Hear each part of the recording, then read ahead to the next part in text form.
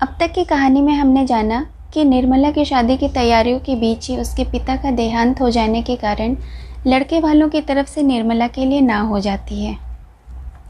अब निर्मला की शादी एक अधेड़ उम्र के व्यक्ति तोताराम के साथ कर दी जाती है, जो कि पहले से ही 3 बच्चों का पिता है। निर्मला अपनी इस शादीशुदा ज़िंदगी को ही अपना नसीब समझकर उसमें ढलने का प्रयास कर रही होती है।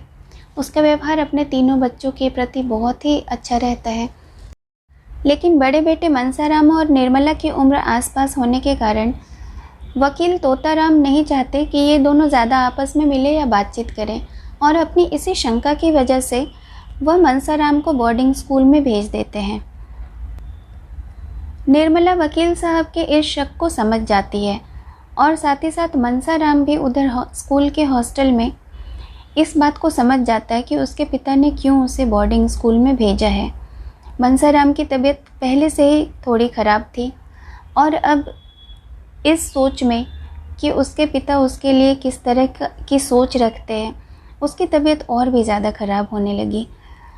और अब उसकी तबीयत इतनी ख़राब हो गई कि अब अस्पताल में भर्ती कराने की नौबत आ गई थी। तो अब वकील साहब तोताराम मनसाराम को अस्पताल में भर्ती कराने ले जा रहे हैं। अब देखते हैं आगे क्या होता है। मुंशी तोताराम संध्या समय कचहरी से घर पहुंचे तो निर्मला ने पूछा, उन्हें देखा, क्या हाल है? मुंशी जी ने देखा निर्मला के मुख पर नाम मात्र को भी शोक या चिंता का चिन्ह नहीं है। उसका बनाव श्रृंगार और दिनों से भी कुछ गाढ़ा हुआ है। मसलन वह गले पर हार न पहनती थी, पर आज वह गले में हार भी शोभा दे रहे थे। झूमर से भी उसे बहुत प्रेम था। आज वह भी महीन रेशमी साड़ी के नीचे काले काले केशों के ऊपर फानूस के दीपक की भांति चमक रहा था। मुंशी जी ने मुंह फेर कर कहा, बीमार है और क्या हाल बताऊं? निर्मला, तुम तो उन्हें लाने गए थे ना? मुंशी जी ने झुंझला कर कहा, वह नहीं आता तो क्या मैं ज़बरदस्ती उठा लाता? कितना समझाया, बेटा घर चलो, वहाँ तुम्हें कोई तकलीफ़ न होएगी। लेकिन घर का नाम सुनकर जैसे उसका ज्वर दुगुना हुआ जाता था। कहने लगा, मैं यहाँ मर जाऊँगा लेकिन घर न जाऊँगा। आखिर मजबूर होकर अस्पताल पहुँचा आया, और क्या करता? रुक्मणी भी आकर बरामदे में खड़ी हो गई थी। बोली, वह जन्म का हठी है, यहाँ किसी तरह न आएगा, और यह भी देख लेना वहाँ अच्छा भी न होगा। मुंशी जी ने कातर स्वर में बोला, तुम 2-4 दिन के लिए वहीं चली जाओ तो बहुत अच्छा हो बहन, तुम्हारे रहने से उसे तसल्ली होती रहेगी। मेरी बहन, मेरा यह विनय मान लो, अकेले वह रो रो कर प्राण दे देगा। बस हाय अम्मा की रट लगाकर रोता रहता है। मैं वहीं जा रहा हूँ, मेरे साथ चलो, उसकी दशा अच्छी नहीं। बहन, वह सूरत ही नहीं रही, देखिए ईश्वर क्या करते हैं। यह कहते कहते मुंशी जी के आंखों से आंसू बहने लगे, लेकिन रुक्मणी अविचलित भाव से बोली, मैं जाने को तैयार हूँ। मेरे वहाँ जाने से अगर मेरे लाल के प्राण बच जाएं तो मैं सिर के बल दौड़ी जाऊँ। लेकिन मेरा यह कहना गिरा बांध लो भैया, वहाँ यह अच्छा न होगा। मैं उसे खूब पहचानती हूँ, उसे कोई बीमारी नहीं, केवल घर से निकाले जाने का शौक है। यही दुख ज्वर के रूप में प्रकट हुआ है। तुम एक नहीं लाख दवा करा लो, सिविल सर्जन को ही क्यों न दिखा लो, उससे कोई दवा असर न करेगी। मुंशी जी, बहन, घर से उसे किसने निकाला है? मैंने तो केवल उसे पढ़ाई करने के ख्याल से वहाँ भेजा था। रुक्मणी, तुमने चाहे जिस ख्याल से भेजा हो, लेकिन यह बात उसे लग गई है। मैं अब तो किसी गिनती में नहीं हूँ, मुझे किसी बात पर बोलने का अधिकार नहीं है। मालिक तुम, मालकिन तुम्हारी स्त्री। मैं तो केवल रोटियों पर पड़ी हुई अभागिन विधवा हूँ, मेरी कौन सुनेगा और कौन परवाह करेगा। लेकिन बिना बोले रहा नहीं जाता। मनसा तभी अच्छा होगा जब घर आएगा, जब तुम्हारा हृदय वही हो जाएगा जो पहले था। यह कहकर रुक्मणी वहाँ से चली गई। उनकी ज्योतिहीन पर अनुभवपूर्ण आंखों के सामने जो चरित्र हो रहे थे, उनका रहस्य वह खूब समझती थी, और उनका सारा क्रोध निरपराधी निर्मला पर ही उतरता था। इस समय भी वह कहते कहते रुक गई कि जब तक यह लक्ष्मी इस घर में रहेगी, इस घर की दशा बिगड़ती ही जाएगी। उसको प्रकट रूप से न कहने पर भी उसका आशय मुंशी जी से छिपा नहीं रहा। उनके चले जाने पर मुंशी जी ने सिर झुका लिया और सोचने लगे। उन्हें अपने ऊपर इस समय बड़ा क्रोध आ रहा था। उन्हें लग रहा था दीवार से सिर पटक कर प्राणों का अंत कर दे। उन्होंने क्यों विवाह किया? विवाह करने की उन्हें जरूरत ही क्या थी? ईश्वर ने उन्हें एक नहीं 3 पुत्र दिए थे। उनकी अवस्था भी लगभग 50 के पहुंच गई थी। फिर उन्होंने क्यों विवाह किया? क्या इसी बहाने ईश्वर को उनका सर्वनाश करना मंजूर था? उन्होंने सिर उठाकर एक बार निर्मला की निश्चल मूर्ति देखी और अस्पताल चले गए। निर्मला की साहस्य छवि ने उनका चित्त शांत कर दिया। आज कई दिनों बाद उन्हें शांति मयस्सर हुई थी। प्रेम पीड़ित हृदय क्या इस दशा में इतना शांत और अविचलित रह सकता है?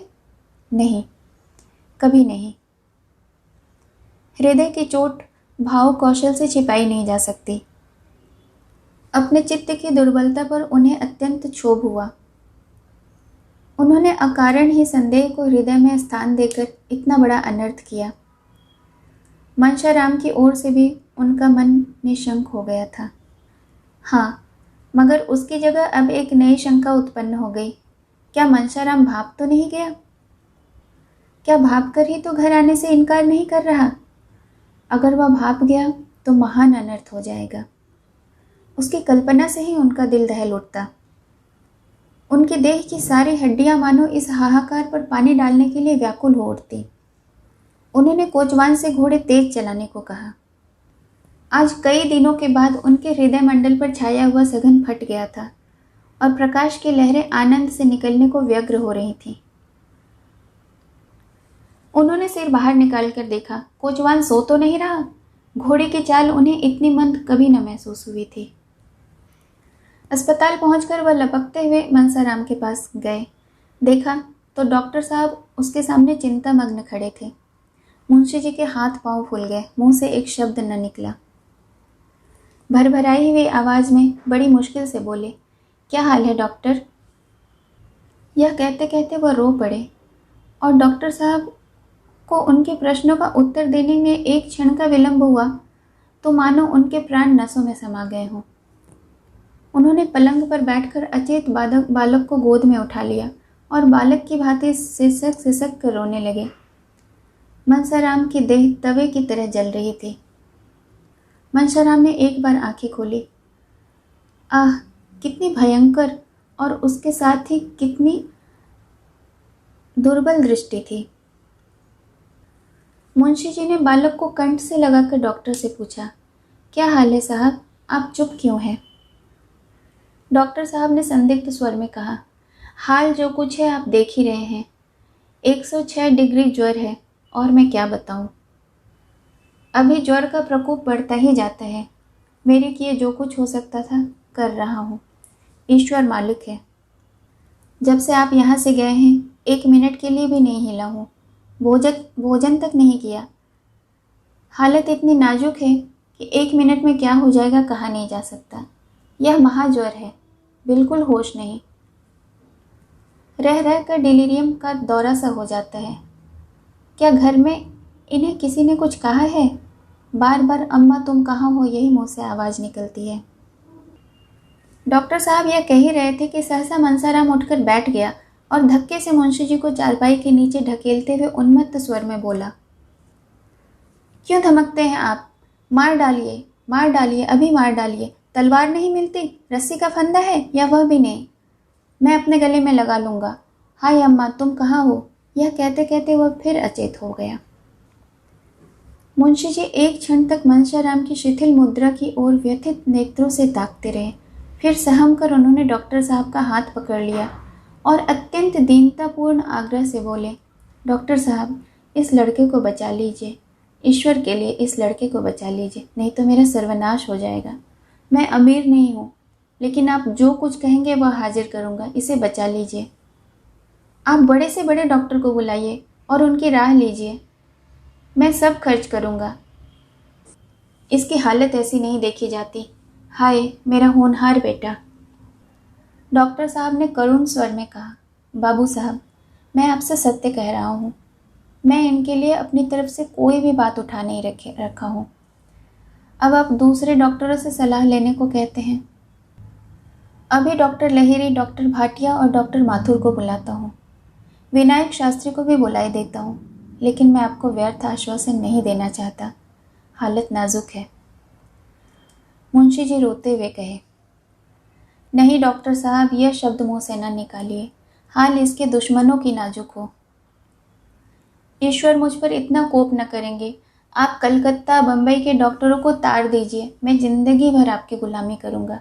यही मेरे कुल का दीपक है, यही मेरे जीवन का आधार है। मेरा हृदय फटा जा रहा है, कोई ऐसी दवा दीजिए जिससे इसे होश आ जाए। मैं जरा अपने कानों से उसकी बातें सुनूं, जानूं कि उसे क्या कष्ट हो रहा है। हाय मेरा बच्चा। डॉक्टर, आप जरा दिल को तस्कीन दीजिए। आप बुजुर्ग आदमी हैं। यूँ हाय हाय करने से और डॉक्टरों की फौज जमा करने से कोई नतीजा न निकलेगा। शांत होकर बैठिए। मैं शहर के लोगों को बुला रहा हूँ, देखिए क्या कहते हैं। आप तो खुद ही बदहवास हुए जाते हैं। मुंशी जी, अच्छा डॉक्टर साहब, मैं अब न बोलूँगा, जबान तक न खोलूँगा। आप जो चाहें करें, बच्चा अब आपके हाथों में है। आप ही उसकी रक्षा कर सकते हैं। मैं इतना ही चाहता हूँ, जरा इसे होश आ जाए, मुझे पहचान ले, मेरी बातें समझने लगे। क्या ऐसी कोई संजीवनी बूटी नहीं, मैं इसे दो चार बातें कर लेता। यह कहते कहते मुंशी जी आवेश में आकर मनसाराम से बोले, बेटा जरा आंखें खोलो। कैसा है जी, मेरे पास बैठो। देखो मुझसे कोई शिकायत नहीं, मेरा दिल तुम्हारी ओर से बिल्कुल साफ है। डॉक्टर, फिर आपने अनर्गला बातें शुरू कर दी। अरे साहब, आप बच्चे नहीं बुजुर्ग हैं, जरा धैर्य से काम लीजिए। मुंशी जी, अच्छा डॉक्टर, अब न बोलूँगा, खता हुई। आप जो चाहे कीजिए, मैंने सब कुछ आप पर छोड़ दिया है। कोई ऐसा उपाय नहीं जिससे मैं इसे इतना समझा सकूं कि मेरा दिल साफ है। आप ही कह दीजिए डॉक्टर साहब, कह दीजिए। तुम्हारा अभागा पिता बैठा रो रहा है। उसका दिल तुम्हारी तरफ से बिल्कुल साफ है। उसे कुछ भ्रम हुआ था, अब वह दूर हो गया है। बस इतना ही कह दीजिए साहब, मैं और कुछ नहीं चाहता। मैं चुपचाप बैठा हूँ, जवान को नहीं खोलता, लेकिन आप इतना ज़रूर कह दीजिए। डॉक्टर, ईश्वर के लिए बाबू साहब ज़रा सब्र कीजिए, वरना मुझे मजबूर होकर आपसे कहना पड़ेगा कि आप घर जाइए। मैं ज़रा दफ्तर में जाकर डॉक्टरों को खत लिख रहा हूँ, आप चुपचाप बैठे रहिएगा। निर्दयी डॉक्टर, जवान बेटे की यह दशा देखकर कौन पिता है जो धैर्य से काम ले। मुंशी जी बहुत गंभीर स्वभाव के मनुष्य थे। यह भी जानते थे कि इस वक्त हाय हाय मचाने का कोई नतीजा नहीं, लेकिन फिर भी इस समय शांत बैठना उनके लिए असंभव था। अगर दैव गति से यह बीमारी होती तो वह शांत हो सकते थे, दूसरों को समझा सकते थे, खुद डॉक्टरों को बुला सकते थे, लेकिन क्या यह जानकर भी धैर्य रख सकते थे कि यह सब आग मेरी ही लगाई हुई है। कोई पिता इतना वज्र हृदय हो सकता है? उनका रोम रोम इस समय उन्हें धिक्कार रहा था। उन्होंने सोचा, मुझ में यह दुर्भावना उत्पन्न ही क्यों हुई? मैंने बिना प्रत्यक्ष प्रमाण के क्यों ऐसी भीषण कल्पना कर डाली? अच्छा, मुझे उस दशा में क्या करना चाहिए था? जो कुछ उन्होंने किया उसके सिवा वह और क्या कर सकते थे? इसका वह निश्चय न कर सके। वास्तव में विवाह के बंधन में पड़ना ही अपने पैरों में कुल्हाड़ी मारना था। हाँ, यही सारे उपद्रव की जड़ है। मगर मैंने यह कोई अनोखी बात नहीं की। सभी स्त्री पुरुष विवाह करते हैं, उनका जीवन आनंद से कटता है। आनंद की इच्छा से ही तो हम विवाह करते हैं। मोहल्ले में सैकड़ों आदमियों की दूसरी, तीसरी, चौथी, यहाँ तक कि सातवीं शादियां हैं, और मुझसे भी कहीं अधिक अवस्था में। वह जब तक जिए आराम से ही जिए। अगर मेरी जैसी दशा सबकी होती तो विवाह का नाम ही कौन लेता? मेरे पिताजी ने 55वें वर्ष में विवाह किया था और मेरे जन्म के समय उनकी अवस्था 60 से कम न थी। हाँ, इतनी बात ज़रूर थी कि तब और अब में अंतर हो गया है। पहले स्त्रियां पढ़ी लिखी न होती थीं। पति चाहे कैसा ही हो, उसे पूज्य समझती थी। यह बात हो कि पुरुष सब कुछ देखकर भी बेहयाई से काम लेता हो, अवश्य यही बात है। जब युवक वृद्धा के साथ प्रसन्न नहीं रह सकता, तो युवती क्यों किसी वृद्ध के साथ प्रसन्न रहने लगी? लेकिन मैं तो ऐसा कुछ बुढ़ा न था। मुझे देखकर तो कोई 40 से अधिक बता नहीं सकता। कुछ भी हो, जवानी ढल जाने पर जवान औरत के साथ विवाह करके कुछ न कुछ बेहयाई जरूर करनी पड़ती है, इसमें कोई संदेह नहीं। स्त्री स्वभाव से लज्जाशील होती है। कुलटाओं की बात दूसरी है, पर साधारणतः स्त्री पुरुष से कहीं ज़्यादा संयमशील होती है। जोड़ का पति पाकर वह चाहे पर पुरुषों से हंसी दिल लगी कर ले, पर उसका मन शुद्ध रहता है। बेजोड़े विवाह हो जाने से वह चाहे किसी की ओर आंखें उठाकर देखे, पर उसका चित्त दुखी रहता है। वह पक्की दीवार है, उसमें सब्र का असर नहीं होता। यह कच्ची दीवार है और उसी वक्त तक खड़ी रह सकती है जब तक इस पर सब्री न चलाई जाए। इन्हीं विचारों में पड़े पड़े मुंशी जी को झपकी आ गई। मन के भावों ने तत्काल स्वप्न का रूप धारण कर लिया। क्या देखते हैं कि उनकी पहली स्त्री मनसाराम के सामने खड़ी रहकर कह रही है, स्वामी, यह तुमने क्या किया? जिस बालक को मैंने अपना रक्त पिला पिला कर पाला, उसको तुमने इतनी निर्दयता से मार डाला। ऐसे आदर्श चरित्र बालक पर तुमने इतना घोर कलंक लगा दिया। अब बैठे क्या बिसरते हो? तुमने उससे हाथ धो लिया। मैं तुम्हारे निर्दयी हाथों से छीनकर उसे अपने साथ लिए जाती हूँ। तुम तो इतने शक के कभी न थे। क्या विवाह करते ही शक को भी गले बांध लिया? इस कोमल हृदय पर इतना कठोर आघात, इतना भीषण कलंक, इतना बड़ा अपमान सहकर जीने वाले लोग कोई बेहया ही होंगे, मेरा बेटा नहीं सह सकता। यह कहते कहते उसने बालक को गोद में उठा लिया और चली गई। मुंशी जी ने रोते हुए उसकी गोद से मनसाराम को छीनने के लिए हाथ बढ़ाया तो आंखें खुल गई और डॉक्टर लहेरी, डॉक्टर भारिया आदि आधे दर्जन डॉक्टर उनको सामने खड़े दिखाई दिए। 3 दिन गुजर गए और मुंशी जी घर न आए। रुक्मणी दोनों वक्त अस्पताल जाती और मनसाराम को देख आती थी। दोनों लड़के भी जाते थे, पर निर्मला कैसे जाती? उसके पैरों में तो बेड़ियां पड़ी हुई थीं। वह मनसाराम की बीमारी का हालचाल जानने के लिए व्यग्र रहती थी। यदि रुक्मणी से कुछ पूछती तो ताने मिलते थे और लड़कों से पूछती तो बेसिर पैर की बातें करते थे। एक बार खुद जाकर देखने के लिए उसका चित्त व्याकुल हो रहा था। उसे यह भय होता था कि संदेह ने कहीं मुंशी जी के पुत्र प्रेम को शिथिल न कर दिया हो। कहीं उनकी कृपणता ही तो मनसाराम के अच्छे होने में बाधक नहीं हो रही है। डॉक्टर किसी के सगे नहीं होते, उन्हें तो पैसों से काम है, मुर्दा दोजख में जाए या बहिश्त में।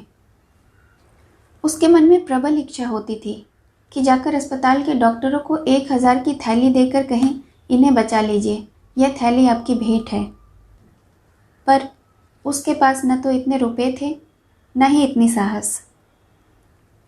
अब भी यदि वह वहां पहुंच सकती तो मनसाराम अच्छा हो जाता। उसके जैसी सेवा शुश्रूषा होनी चाहिए वैसी हो नहीं रही है। नहीं तो क्या दिन ब दिन ज्वर नहीं चढ़ता ही जाता, उतरता नहीं? यह दैहिक ज्वर है या मानसिक ज्वर, और चित्त के शांत होने से ही इस प्रकोप का अंत हो सकता है। अगर वह वहां रात भर बैठी रह सकती और मुंशी जी का मन जरा भी मैला न होता तो कदाचित मनसाराम को विश्वास हो जाता कि पिता का दिल साफ है और फिर अच्छी होने में देर न लगती। लेकिन ऐसा होगा? मुंशी जी उसे वहां देखकर प्रसन्नचित रह सकेंगे? क्या अब भी उनका दिल साफ नहीं हुआ? यहाँ से जाते वक्त तो ऐसा ज्ञात हो रहा था कि वह अपने प्रमाद पर पछता रहे हैं।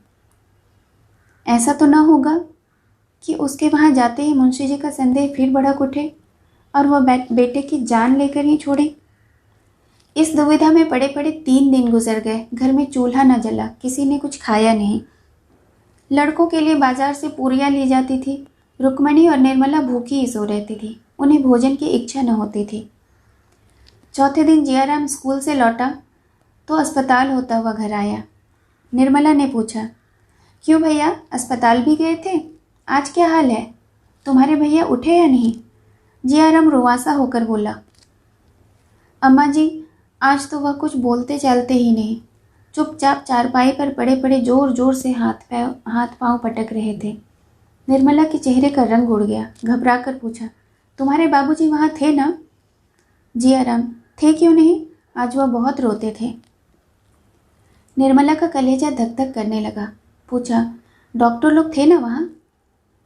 जियाराम, डॉक्टर भी खड़े थे और आपस में कुछ सलाह कर रहे थे। सबसे बड़ा सिविल सर्जन अंग्रेजी में कह रहा था कि मरीज की देह में कुछ ताज़ा खून डालना चाहिए। इस पर बाबूजी ने कहा, मेरी देह से जितना खून चाहे ले लीजिए। सिविल सर्जन ने हंसकर कहा, आपके ब्लड से काम नहीं चलेगा, किसी जवान आदमी का ब्लड चाहिए। आखिर उसने पिचकारी से कोई दवा भैया के बाजू में डाल दी। 4 अंगुल से कम की न होगी सुई, पर भैया भिनके तक नहीं। मैंने तो मारे डर के आंखें बंद कर ली थी। बड़े बड़े महान संकल्प आवेश में ही जन्म लेते हैं। कहाँ तो निर्मला भय से सूखी जाती थी, कहाँ उसके मुख पर दृढ़ संकल्प की आभा झलक पड़ी। उसने अपने देह का ताज़ा खून देने का निश्चय किया। अगर उसके रक्त से मनसाराम के प्राण बच जाएं, तो वह बड़ी खुशी से उसकी अंतिम बूंद तक दे डालेगी। अब जिसका जो जी चाहे समझे, वह कुछ परवाह न करेगी। उसने जियाराम से कहा, तुम लपक कर एक इक्का बुला लो, मैं अस्पताल जाऊंगी। जियाराम, वहाँ तो इस वक्त बहुत से आदमी होंगे, जरा रात हो जाने दीजिए। निर्मला, नहीं, तुम अभी इक्का बुलाओ। जियाराम, कहीं बाबूजी बिगड़े ना। निर्मला, बिगड़ने दो, तुम अभी जाकर सवारी लाओ। जियाराम, मैं कह दूंगा, अम्मा जी ने ही मुझसे सवारी मंगवाई थी। निर्मला, हाँ कह देना। जियाराम उधर टांगे लाने गया। इतनी देर में निर्मला ने सिर में कंघी की, जूड़ा बांधा, कपड़े बदले, आभूषण पहने, पान खाया और द्वार पर आकर तांगे की राह देखने लगी। रुक्मणी अपने कमरे में बैठी हुई थी। उसे इस तैयारी से आते देख बोली, कहाँ जाती हो बहू? निर्मला, ज़रा अस्पताल जाकर आती हूँ। रुक्मणी, वहाँ जाकर क्या करोगी? निर्मला, कुछ नहीं, करूँगी क्या, करने वाले तो भगवान हैं, देखने को जी चाहता है। रुक्मणी, मैं कहती हूँ मत जाओ। निर्मला, अभी चली आऊँगी दीदी जी। जियाराम कह रहे हैं कि इस वक्त उनकी हालत अच्छी नहीं, जी नहीं मानता, आप भी चलिए ना। रुक्मणी, मैं देख आई हूँ। इतना ही समझ लो कि अब बाहरी खून पहुँचाने पर ही जीवन की आशा है। कौन अपना ताज़ा खून देगा और क्यों देगा? उसमें भी तो प्राणों का भय है। निर्मला, इसीलिए तो मैं जाती हूँ, मेरे खून से काम चलेगा ना। रुक्मणी, चलेगा क्यों नहीं, जवान ही का तो खून चाहिए। लेकिन तुम्हारे खून से मनसाराम की जान बचे, इससे कहीं अधिक अच्छा है कि उसे पानी में बहा दिया जाए। तांगा आ गया। निर्मला और जियाराम दोनों जा बैठे। तांगा चला। रुक्मणी द्वार पर खड़ी देर तक रोती रही। आज पहली बार उसे निर्मला पर दया आई। उसका बस होता तो निर्मला को बांध कर रखती। करुणा और सहानुभूति का आवेश उसे कहाँ लिया जाता है, वह अप्रकट रूप से देख रही थी। आह, यह दुर्भाग्य की प्रेरणा है, यह सर्वनाश का मार्ग है। निर्मला अस्पताल पहुंची तो दीपक जल चुके थे। डॉक्टर लोग अपनी राय देकर विदा हो चुके थे। मनसाराम का ज्वर कुछ कम हो गया था और वह टकटकी लगाए हुए द्वार पर देख रहा था। उसकी दृष्टि उन्मुक्त आकाश की ओर लगी हुई थी, मानो किसी देवता की प्रतीक्षा कर रहा हो। वह कहाँ है, किस दशा में है, उसका उसे कुछ ज्ञान न था। सहसा निर्मला को देखते ही वह चौंक कर उठ बैठा। उसकी समाधि टूट गई, उसकी विलुप्त चेतना प्रदीप्त हो गई। उसे अपनी स्थिति का, अपनी दशा का ज्ञान हो गया, मानो कोई भूली हुई बात याद आ गई हो। उसने आंख फाड़कर निर्मला को देखा और मुंह फेर लिया। एकाएक मुंशी जी तीव्र स्वर में बोले, तुम यहाँ क्या करने आई? निर्मला अवाक रह गई। वह बतलाए कि क्या करने आई? इतने सीधे प्रश्न का भी वह कोई जवाब न दे सकी। वह क्या करने आई थी? इतना जटिल प्रश्न किसके सामने आया होगा?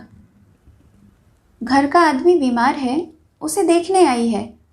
यह बात क्या बिना पूछे मालूम न हो सकती थी? फिर प्रश्न क्यों? वह हतबुद्धि सी खड़ी रही, मानो संज्ञाहीन हो गई हो। उसने दोनों लड़कों से मुंशी जी के शोक और संताप की बातें सुनकर यह अनुमान किया था कि अब उनका दिल साफ हो गया होगा। अब उसे ज्ञात हुआ कि वह भ्रम था, हाँ, महाभ्रम था। अगर वह जानती थी कि आंसुओं की दृष्टि ने भी संदेह की अग्नि शांत नहीं की, तो वह कदापि न आती। वह कुड़कुड़ कर मर जाती, लेकिन घर से पाँव न निकालती। मुंशी जी ने फिर वही प्रश्न किया, तुम यहाँ क्यों आई? निर्मला ने निशंक भाव से उत्तर दिया, आप यहाँ क्या करने आए हैं? मुंशी जी के नथुने फड़कने लगे। वह झल्लाकर चारपाई से उठे और निर्मला का हाथ पकड़कर बोले, तुम्हारे यहाँ आने की कोई जरूरत नहीं। जब मैं बुलाऊंगा तब आना, समझ गई? अरे, यह क्या अनर्थ हुआ? मनसाराम, जो चारपाई से हिल भी नहीं सकता था, उठकर खड़ा हो गया और निर्मला के पैरों पर गिरकर रोते हुए बोला, अम्मा जी, इस अभागे के लिए आपको व्यर्थ ही इतना कष्ट हुआ। मैं आपका स्नेह कभी भी न भूलूंगा। ईश्वर से मेरी यही प्रार्थना है कि मेरा पुनर्जन्म आपके गर्भ से हो, जिससे मैं आपके ऋण का आभार चुका सकूं। ईश्वर जानता है, मैंने आपको विमाता कभी नहीं समझा, हमेशा आपको अपनी माता ही समझा है। आपकी उम्र मुझसे ज़्यादा, बहुत ज़्यादा न हो, लेकिन आप मेरी माता के स्थान पर थी और मैंने सदैव आपको इसी दृष्टि से देखा। अब नहीं बोला जाता अम्मा जी, क्षमा कर दीजिए, यह अंतिम भेंट है।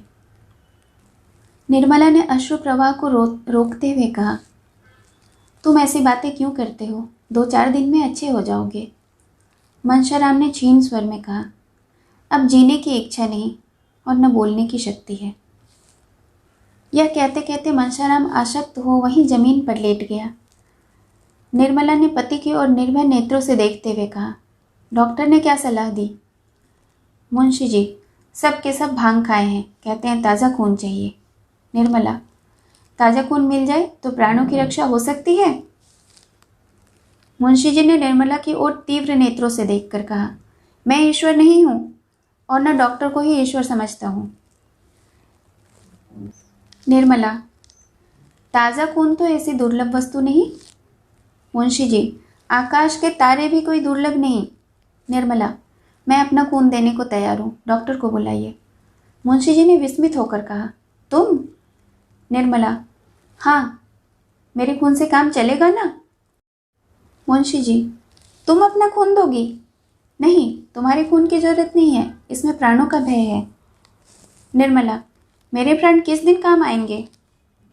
मुंशी जी ने सजल नेत्र होकर कहा, नहीं निर्मला, उसका मूल्य अब मेरी निगाहों में बहुत बढ़ गया है। आज तक वह मेरे भोग की वस्तु थी, आज से वह मेरी भक्ति का विषय है। मैंने तुम्हारे साथ बड़ा अन्याय किया है, मुझे क्षमा करो।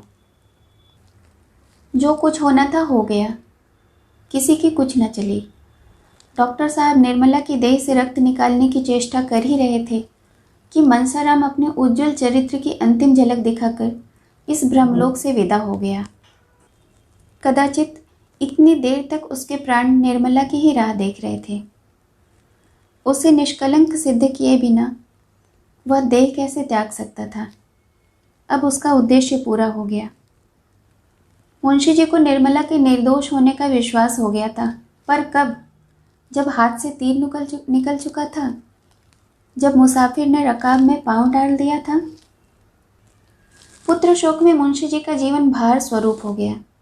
उस दिन से फिर उनके होठों पर हंसी न आई। यह जीवन अब उन्हें व्यर्थ सा जान पड़ता था। कचहरी जाते, पर मुकदमों की पैरवी करने के लिए नहीं, केवल दिल बहलाने के लिए घंटे 2 घंटे में वहां जाकर वापस आ जाते। खाने बैठते तो कौर मुंह में न जाता। निर्मला अच्छी अच्छी चीज़ पकाती, पर मुंशी जी 2-4 कौर से अधिक न खा पाते। ऐसा जान पड़ता कि कौर मुंह से निकल आता है। मनशाराम के कमरे की ओर जाते ही उनका हृदय टूट टूट हो जाता था। जहाँ उनकी आशाओं का दीपक जलता रहता था, वहाँ अब अंधकार छाया हुआ है। उनके 2 पुत्र अब भी थे, लेकिन दूध देती हुई गाय मर गई, तो बछिया का क्या भरोसा। जब फूलने फलने वाला वृक्ष गिर पड़ा, नन्हे नन्हे पौधों से क्या आशा। यूं तो जवान बूढ़े सभी मरते हैं, लेकिन दुख इस बात का था कि उन्होंने स्वयं लड़के की जान ली। जिस दम यह बात याद आ जाती तो ऐसा मालूम होता था कि उनकी छाती फट जाएगी, मानो हृदय बाहर निकल पड़ेगा। निर्मला को पति से सच्ची सहानुभूति थी। जहाँ तक हो सकता था वह उनको प्रसन्न रखने की फिक्र करती थी और भूल कर भी कभी पिछली बातें जबान पर न लाती थी। मुंशी जी उससे मनसाराम की कोई चर्चा करते शर्माते थे। उनकी कभी कभी ऐसी इच्छा होती थी कि एक बार निर्मला से अपने मन के सारे भाव खोल कर रख दूं, लेकिन लज्जा रोक लेती थी। इस बातें उन्हें वह सांत्वना न मिलती थी जो अपने व्यथा कह डालने से, दूसरों को अपने गम में शरीक कर लेने से प्राप्त होती है। मवाद बाहर न निकलकर अंदर ही अंदर अपना विष फैलाता जाता था। दिनों दिन देह घुलती जा रही थी। इधर कुछ दिनों से मुंशी जी और उन डॉक्टर साहब में जिन्होंने मनसाराम को दवा दी थी, उनमें याराना हो गया था। बेचारे कभी कभी आकर मुंशी जी को समझा जाया करते थे। कभी कभी उनको अपने साथ हवा खिलाने के लिए खींचे लिए जाते थे। उनकी स्त्री भी 2-4 बार निर्मला से मिलने आई थी। निर्मला भी उनके घर गई थी, मगर वहाँ से जब लौटती तो कई दिनों तक उदास रहती थी। उस दंपत्ति का सुखमय जीवन देखकर उसे अपनी दशा पर दुख हुए बिना नहीं रहता था। डॉक्टर साहब को कुल 200 रुपये मिलते थे, पर इतने में ही दोनों आनंद से जीवन व्यतीत कर रहे थे। घर में केवल एक मेहरी थी। गृहस्थी का बहुत सारा काम स्त्री को अपने हाथों से ही करना पड़ता था। गहने भी उसके देह पर बहुत कम थे, पर उन दोनों में वह प्रेम था जो धन की तृण के बराबर भी परवाह नहीं करता था। पुरुष को देखकर स्त्री का चेहरा खिल उठता था, स्त्री को देखकर पुरुष निहाल हो जाता था। निर्मला के घर में धन इससे कहीं अधिक था। आभूषणों से उसकी देह फटती रहती थी। घर का कोई काम भी उसे अपने हाथों न करना पड़ता था। पर निर्मला संपन्न होते हुए भी उससे कहीं अधिक दुखी थी, और सुधा विपणन होने पर भी सुखी।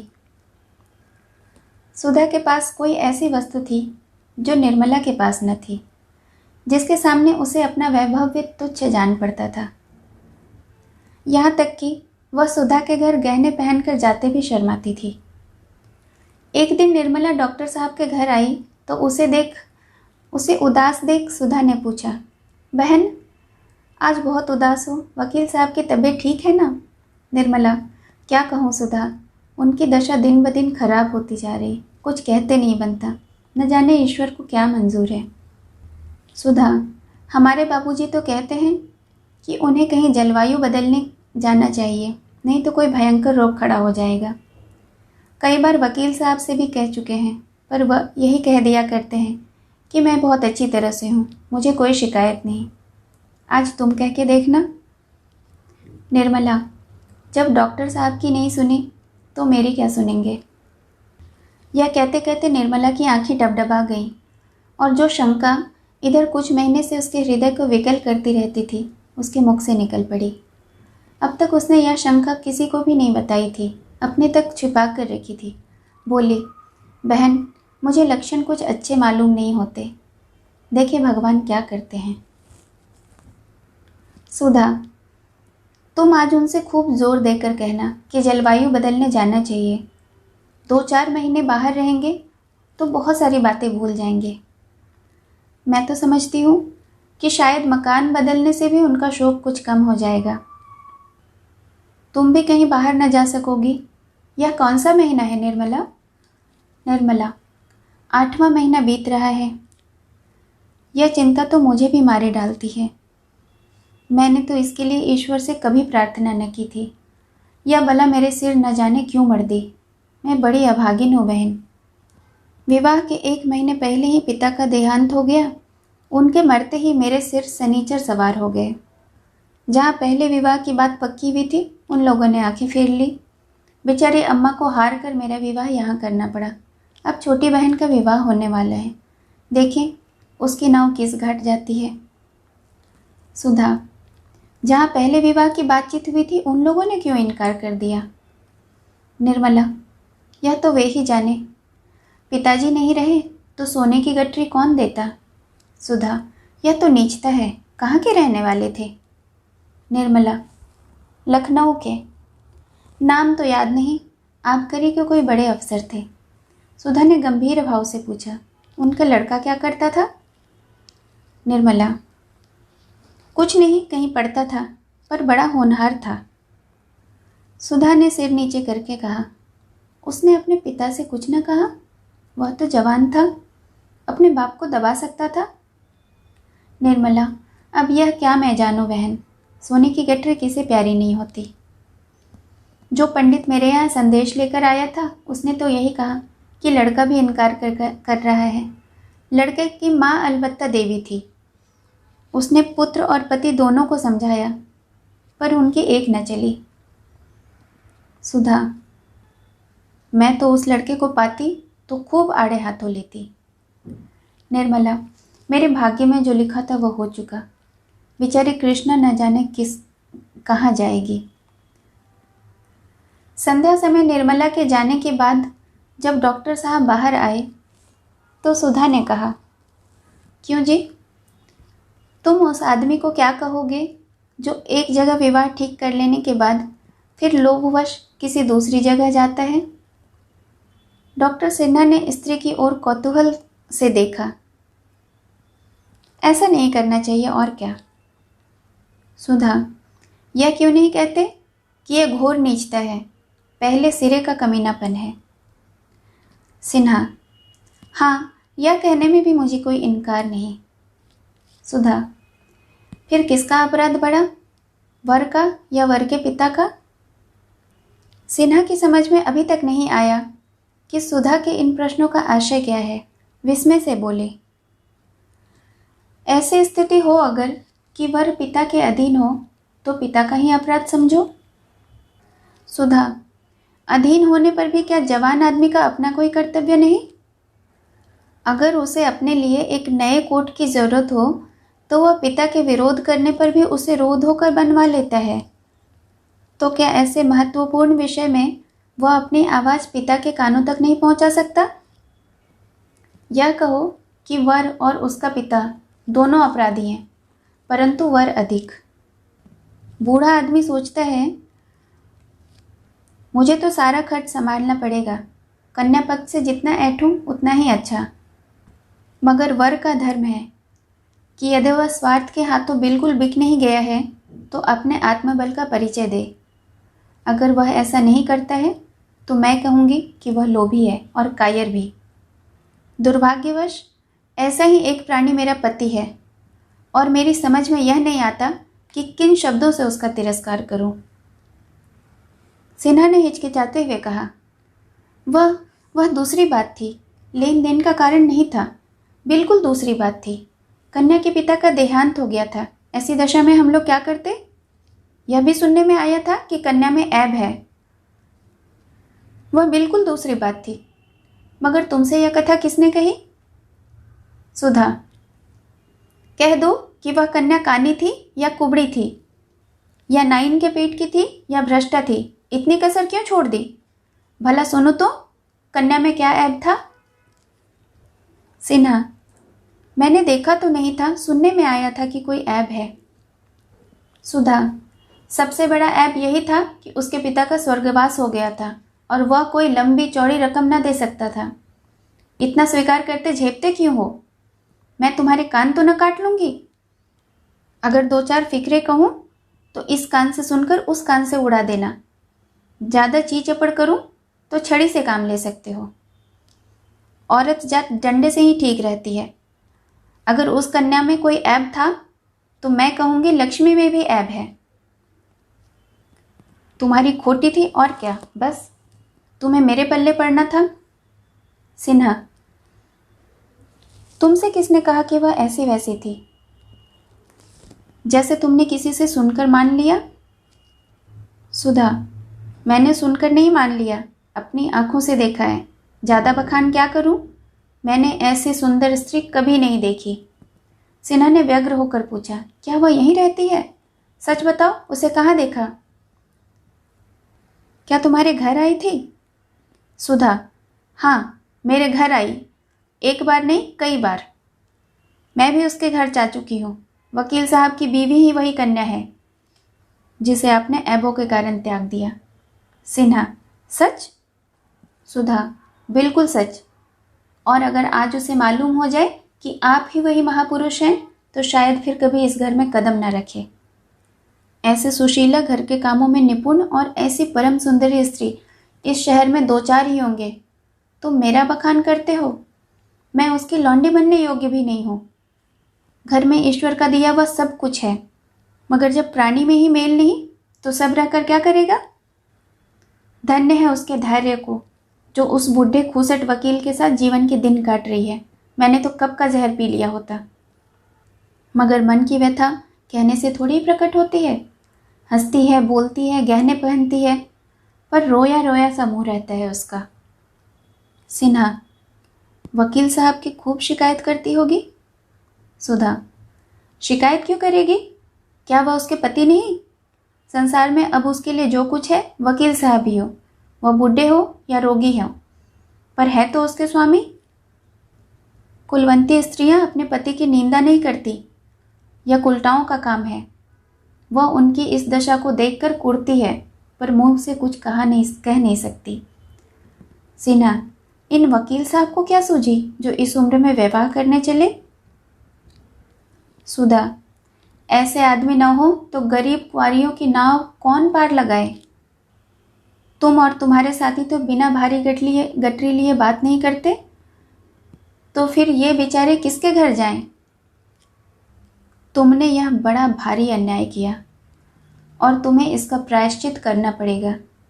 ईश्वर उसका सुहाग अमर रखे, लेकिन अगर वकील साहब को कहीं कुछ हो गया तो बेचारी का जीवन नष्ट हो जाएगा। आज तो वह बहुत रोती थी। तुम लोग सचमुच बड़े निर्दयी हो। मैं तो अपने सोहन का विवाह किसी गरीब लड़की से करूंगी। डॉक्टर साहब ने यह पिछला वाक्य नहीं सुना। वह घोर चिंता में पड़ गए। उनके मन में यह प्रश्न उठ उठ कर उन्हें विकल करने लगा, कहीं वकील साहब को कुछ हो गया तो? आज उन्हें इस स्वार्थ का भयंकर स्वरूप दिखाई दिया। वास्तव में यह उन्हीं का अपराध था। अगर उन्होंने पिता को जोर देकर कहा होता कि मैं कहीं और विवाह न करूंगा, तो क्या वह उनकी इच्छा के विरुद्ध विवाह कर देते? सहसा सुधा ने कहा, कहो तो कल निर्मला से तुम्हारी मुलाकात करवा दूं। जरा वह भी तो तुम्हारी सूरत देख ले। वह कुछ बोलेगी तो नहीं, पर कदाचित एक दृष्टि से तुम्हारा वह तिरस्कार कर देगी जिसे तुम कभी नहीं भूलोगे। बोलो, मिलवा दो कल? तुम्हारा बहुत संक्षिप्त परिचय भी करा दूंगी। सिन्हा ने कहा, नहीं सुधा, तुम्हारे हाथ जोड़ता हूँ, ऐसा गजब न करना, नहीं तो सच कहता हूँ, घर छोड़कर भाग जाऊंगा। सुधा, जो कांटा बोया है उसका फल खाते डरते क्यों हो? जिसकी गर्दन पर कटार चलाई है, जरा उसे तड़पते भी तो देखो। मेरे दादाजी ने 5,000 दिए ना, अभी छोटे भाई के विवाह में 5-6 हजार और मिल जाएंगे। फिर तो तुम्हारे बराबर धनी संसार में दूसरा कोई और न होगा। 11,000 बहुत होते हैं। बाप रे बाप, 11,000 उठा उठा कर रखने लगी तो महीनों लग जाएंगे। अगर लड़के उड़ाने लगे तो पीढ़ियों तक चले। इस परिहास से डॉक्टर साहब इतना झेपे कि सर तक न उठा सके। उनका सारा वाक्य चातुर्य गायब हो गया। नन्हा सा मुंह निकल आया, मानो मार पड़ी हो। इसी वक्त किसी ने डॉक्टर साहब को बाहर से पुकारा और वह जान लेकर भागे। स्त्री कितनी परिहास कुशल होती है, आज उनको इसका परिचय मिल गया था। रात को डॉक्टर साहब शयन करते हुए सुधा से बोले, निर्मला की तो बहन है ना? सुधा, हाँ, आज उसकी चर्चा तो करती थी।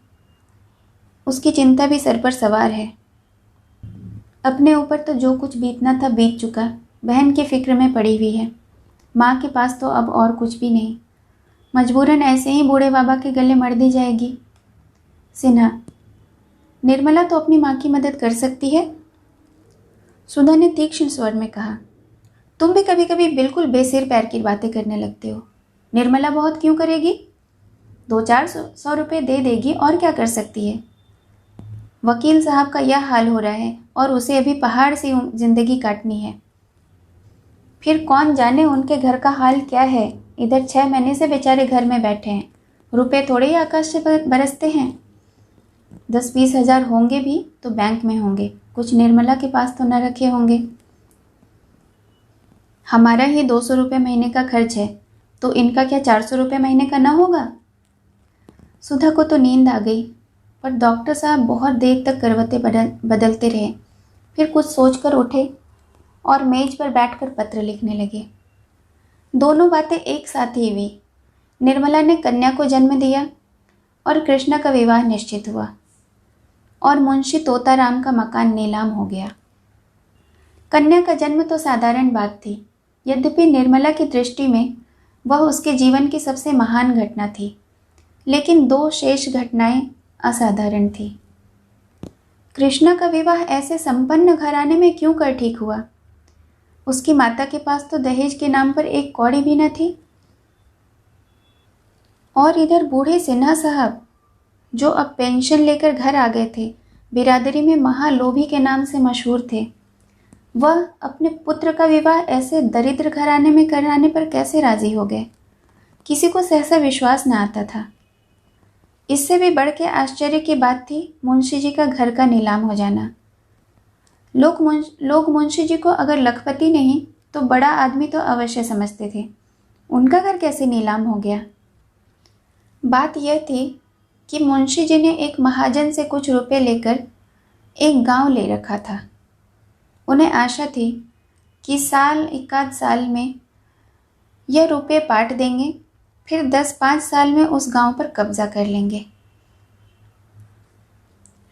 वह जमींदार समय के साथ सूद के कुल रुपए अदा करने में असमर्थ हो जाएगा।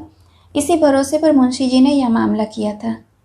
गांव बहुत बड़ा था, 400-500 रुपये नफ़ा होता, लेकिन मन की सोची मन में ही रह गई।